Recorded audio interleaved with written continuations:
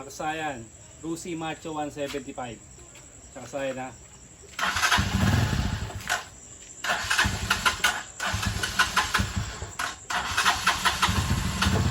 Palyado yung ano niya.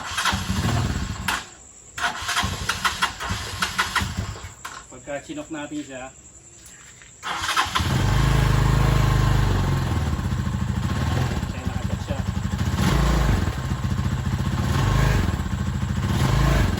pero palyado.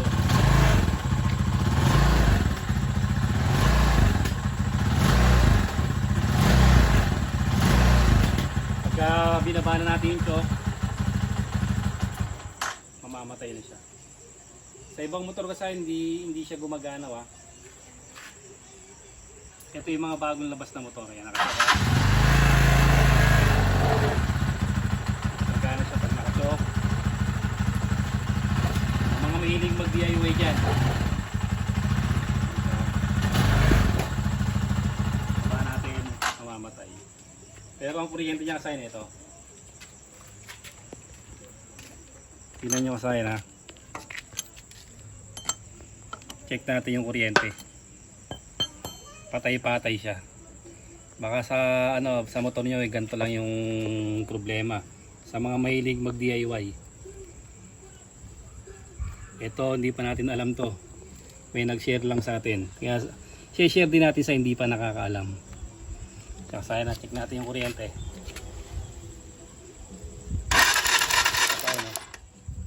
Basta kuryente pati ako ng kuryente.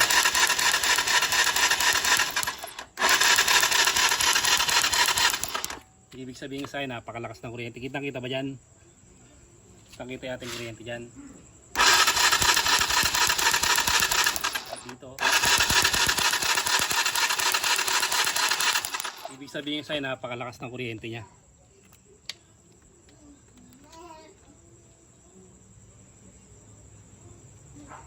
Walang problema sa kuryente. Sineret sa atin ang papagawa sa atin sa 2024 model na Rusi Macho 125. Yung pinipiga muna yung clutch bago siya mag-start. Pero siguro sa lahat ng bagong labas na motor to. Ito siya kasaya natin nyo ha. Tan muna natin. Simpleng sakit lang to para di na kayo pupunta ng di na kayo pupunta ng mga pagawaan.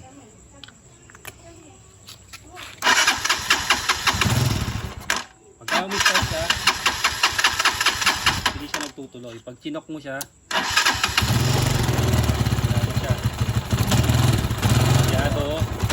binalik na natin, mamamatay. Ito siya kasayan. Kasi ang ginawa niya, tinanggal niya tong upuan, tinanggal niya tong tong tangke. Ngayon kasayan, yung ibang mga yung ibang mga carburetor wala nito. Wala nitong pinaka hose niya.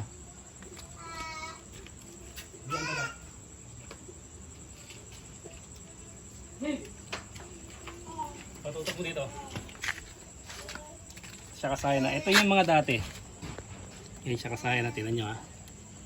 Hindi ko rin alam ito. Sinare lang sa atin guys. I-share ko rin sa inyo. Kaya nga sharing is caring. Ito siya ha. Tingnan nyo walang hose. Pansinin nyo ha. Yan. Ito tingnan nyo itong isa na to. Meron siya ritong hose. Ngayon paghugot niya sa tangke tsaka sa upuan, nadisgrasya na nahugot to. Nahugot yung pinaka hose. Ito ha. Ngayon, ito yung nagpapalya at ito yung nagkaroon ng problema. Etong Macho na to umaandar. Pero yung Macho 175 pero yung sa kanya na 2024 model, hindi talagang hindi umaandar kahit konti. Sabi ko, ite-testing ko rin ako dito kung kung palyado rin. Yun, palyado rin nga. Hindi rin siya gagana. Gagana siya nakachok. Pero, siyempre, hindi naman pwedeng nakachok, masisira yung makina natin yan. Yan siya kasaya na. Tignan nyo ha. Pag in-start na natin siya,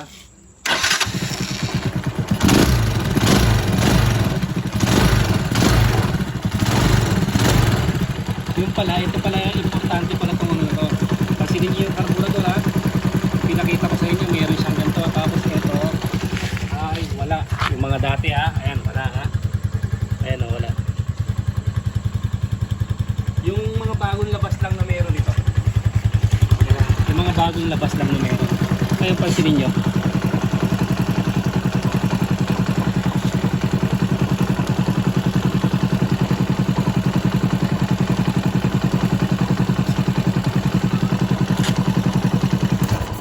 Kaya sabi ko, nagtaka ako, hindi nga ako, ano yung kako magic? Yung pala, totoo nga, na hindi nga siya gagana. Umanda naman siya. Patay-patay na yun. Patay-patay na yun. Pag binalik natin, para sa mga kasaya natin na mahilig mag-DIY. Sabi ko, buti na ibalik mo. Yun, nahanap naman daw niya yung nahugot.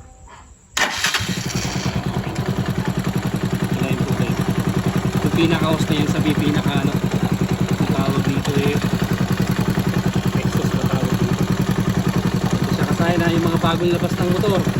Para kung sakaling hindi na malain na nahugot siya, ano kayo dyan, may papaklas kayo na kung ano man at nahugot nyo to, pumalya, yan lang ang titingnan nyo ng mga bagong labas na motor. O yun lang yung mabilis na natin kasaya na, yung mabilis na video tutorial natin ngayon. Salamat at nagkaroon tayo ng ganitong video kasi tinuro sa atin ng magpapakabit to kasaya ng Nitro Music, tsaka ng busina, tsaka ng LED ano to, LED headlight ano. Babalik siya bukas. Abang-abang kayo mga Rusi Macho 125 2024 model. Hanggang dito lang mga kasayan. Salamat sa panonood.